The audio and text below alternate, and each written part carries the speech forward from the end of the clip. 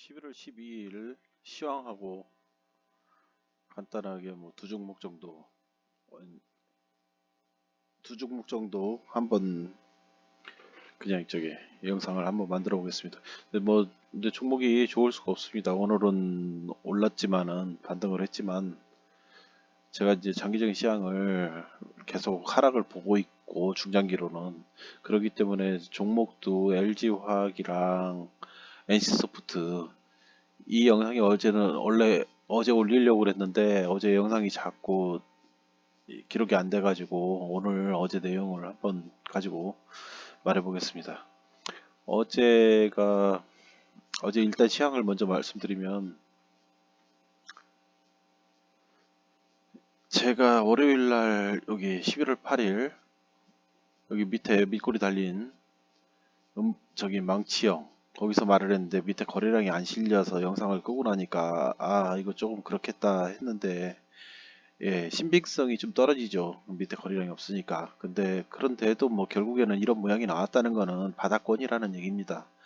근데 그때도 월요일 영상에도 11월 8일 영상에도 말을 했지만 결국에는 이건 단기 반동으로 끝날 것이다.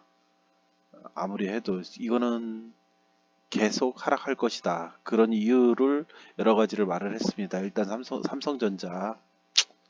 삼성전자를 그러니까 그 근거의 기준으로 삼성전자는 이미 여기 동그라미 쳐놨듯이 데드크로스가 나왔습니다. 지금부터는 하락 추세로 봐야 된다라고 말씀을 드리는 겁니다. 그리고 여기도 이제 빨간 선이 120선이고 이 파란 선이 240선인데 이 240선 밑으로 떨어졌을 때도 이게 정비열이 유지가 되면 결국에는 반등해서 계속 갑니다. 이게 작년 3월 달에도 이런 모습입니다. 240선 밑까지 떨어졌지만 결국에도 가는 겁니다. 물론 이때 거래량이 많이 생겨서 바닥을 다지는 모습이지만 2020년 3월에도 하지만 그 전에 2019년도 6월 달에 이미 골드가 나온 상황입니다. 이렇게 그러고 나서 2020년 3월 달에 급락이 한번 나왔지만 결국은 추세대로 움직이고 계속 가는 겁니다. 그럼 이렇게 상승을 하고 나서 이렇게 데드가 나왔는데 이것이 과연 계속 상승을 유지를 할 것이냐, 이때처럼 여기 2019년처럼 이런 모습으로 갈 것이냐, 그렇게 안 보고 하락 추세로 간다고 보는 겁니다. 일단은 최소한 1년 정도 하락은 나오지 않을까. 근데 지금 벌써 2011년 1월 달이 벌써 고점이고 올해 지금 다 갔는데 그러고서 이제 앞으로도 이게 쉽게 그렇게 반등은 저는 최소한 내년 여름까지는 간다 그렇게 보고 있습니다. 그러고 또 제가 이거를 예를 들은 것이 근거로 드는 것이 환율 부분입니다. 환율 부분 뭐 몇 번 올렸던 내용이니까 여기 그냥 1250원 1250원 보시면 됩니다. 뭐 등락합니다. 올라가면서도 올라갔다 내려갔다 올라갔다 내려갔다 결국엔. 하지만 1250원까지 50원을 전고점이기 때문에 이렇게 생각하시면 됩니다. 종합지수를 보지 마시고 환율을 1250원 이상을 봐야 외국인이 매도가 멈춘다. 외국인의 대량 매수가 들어오려면 1250원은 환율이 넘어가야 된다. 그렇게 생각하시면 됩니다.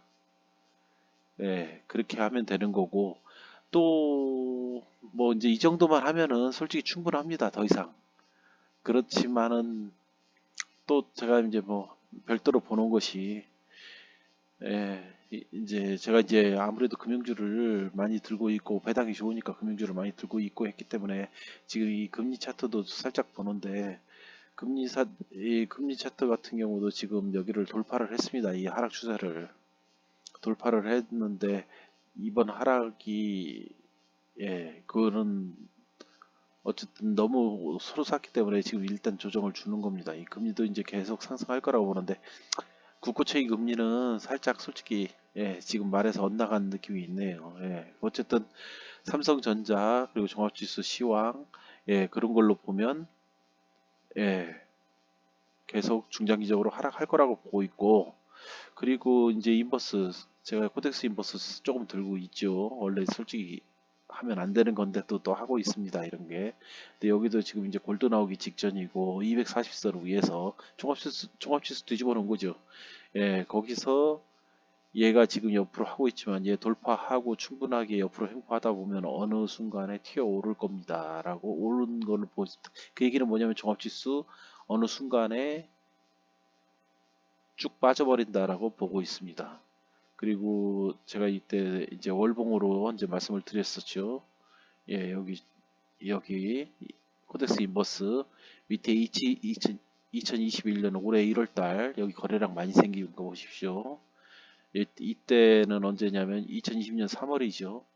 2020년 3월이 얘가 이제 종합지수로 보면 저기고 저점이었고 지금 이것이 충분하게 뭐 8,000원 하는 게 반 이상 떨어진 겁니다. 8,000원 정도 막 했던 것이 8,000, 9,000원까지 갔었네요. 8,000원 하던 게 3,600원 뭐 이 저점이네요. 어쨌든 반 이상 떨어졌을 때 애들이 손절하고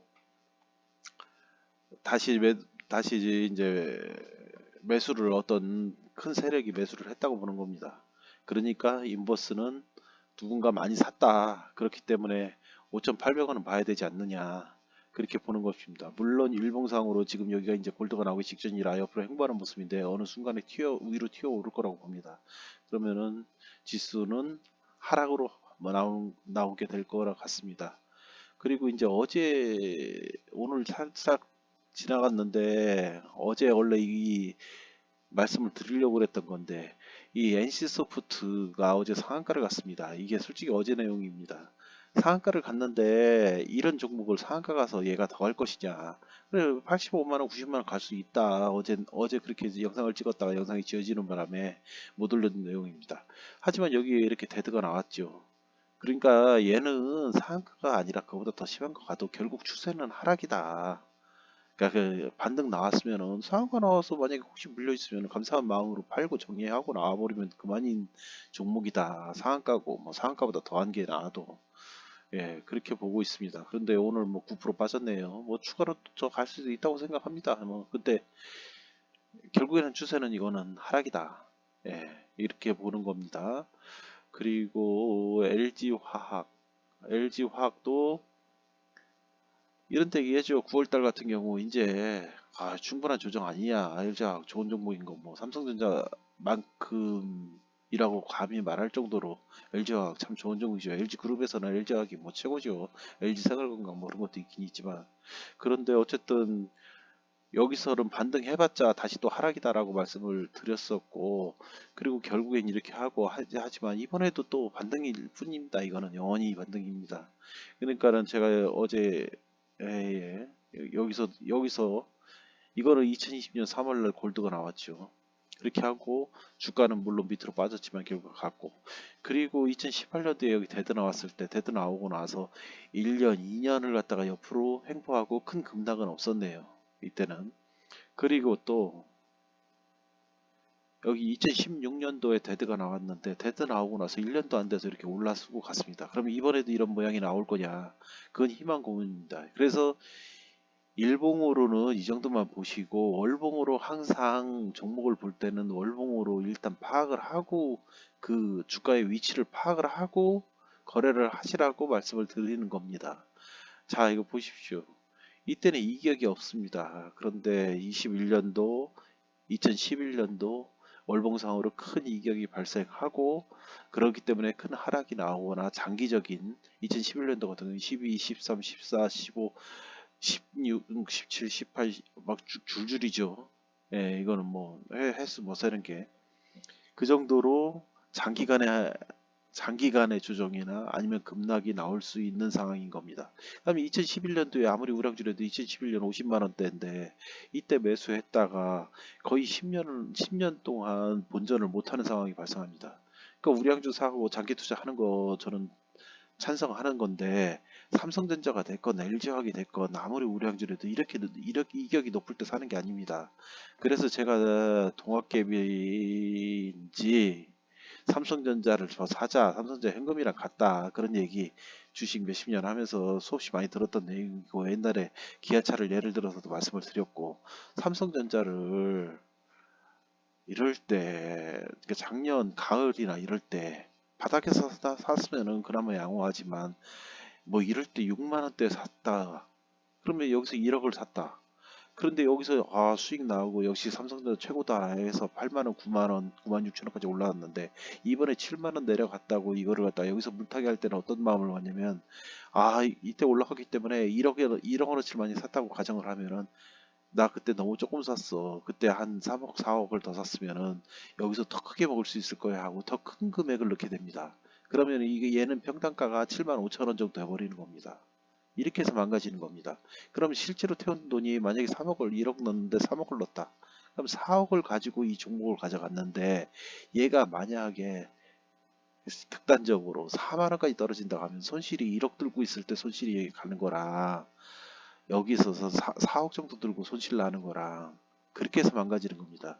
제가 지금 하는 말에 약간 뜨끔거리거나 우리 다 이런 실수 솔직히 주식 오래 한 분들 다 해보지 않았습니까? 이런 거 이런 실수 그런 거에서 동감하시는 분들이 상당히 많을 겁니다. 그래서 제가 늘 이격 없을 때 사라. 일봉에서도 요 최소한 이 밑에서는 사라. 이건 월봉이지만 요 밑에서 사라고 노력을 해라.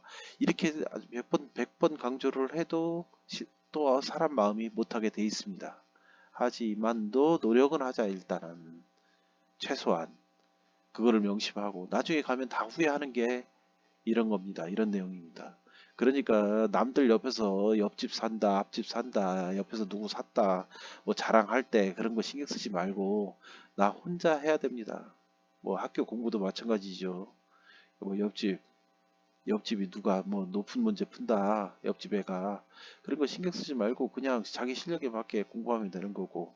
그리고 뭐 대학도 마찬가지고 회사도 마찬가지고 차도 마찬가지고 자꾸 비교를 하다 보면은 나만 수익을 못 내는 것 같고 그런 마음을 가지고 하는 건데 그런 거 신경 쓰지 말고 특히 주식에서 딱 주관을 가지고 자기 기준을 가지고 해야 되는 게 필요하다고 보입니다. 그러니까 이런 데 사는 거 참 아닙니다. 이렇게 양봉에 들어가 사는 거. 여기 때 사나 여기 때 사나 가격 똑같습니다. 근데 마음은 여기가 더 편하죠. 이 기간 동안은 어떡할 겁니까? 그래서 이상 또 쓸데없는 뭐 원론적인 얘기만 하는 거니까 시황이랑 유투 종목 예를 들면서 한번 말씀을 드렸습니다. 결국에 뭐 시황은 더 새로운 내용 없습니다. 결국은 하락할 것이다. 근데 지금은 단기 반등권이다. 반등이 나올 겁니다. 어제 옵션 만기일 끝나고 그리고 만기일 끝나고 여기 이제 샛별령 떴고요. 그래서 반등이 나올 건데 반등은 반등일 뿐이다. 추가로 매수하지 말고 현금이 없으신 분들은 이렇게 반등할 때 일부 현금 보유해라. 현금을 늘려라. 그렇게 저는 정리하고 싶습니다. 이상입니다.